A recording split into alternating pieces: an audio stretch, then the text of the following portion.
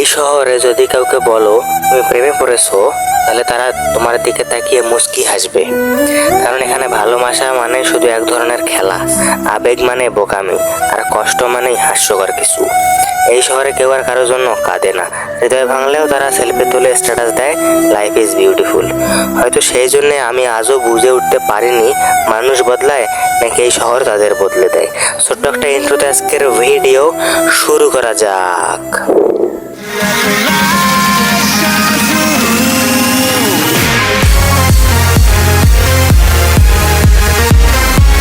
আমি এই শহরের নাম দিয়েছি তাচ্ছিল্যের শহর, কারণ এখানে ভালোবাসা যেন সবসময় ঠাট্টার বিষয়।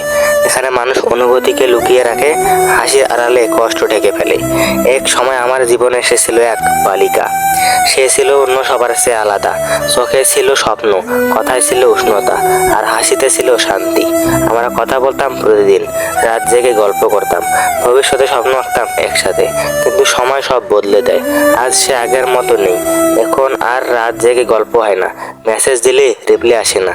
তার হাসি দেখি এখন স্টোরিতে, কিন্তু সেই হাসির কারণ এখন আর আমি নেই। এই শহরে ভালোবাসা মানে লাভ লসের হিসাব, আবেগ মানে দুর্বলতা, আর সম্পর্ক মানে সময় কাটানোর মাধ্যম।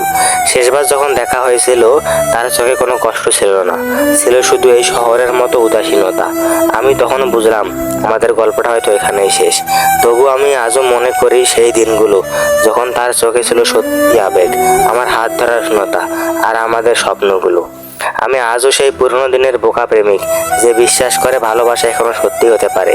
আমি বাকি দিনগুলো হেঁটে যাব জীবনের ওই শহরের গলিতে, একাকী নিঃশব্দে, একটা স্মৃতি নিয়ে যা কখনো পূর্ণ হবে না। কারণ কিছু ভালোবাসা হয়তো মুছে যায় না, তবুও কখনো পূর্ণতা পায় না। সে আমার ওই ভালোবাসা যেখানে এখন শুধু একটা নিঃসঙ্গ সুর, একটা ধূসর আভা, যা অজান্তে চিরকাল আমার হৃদয়ে বেঁচে থাকবে।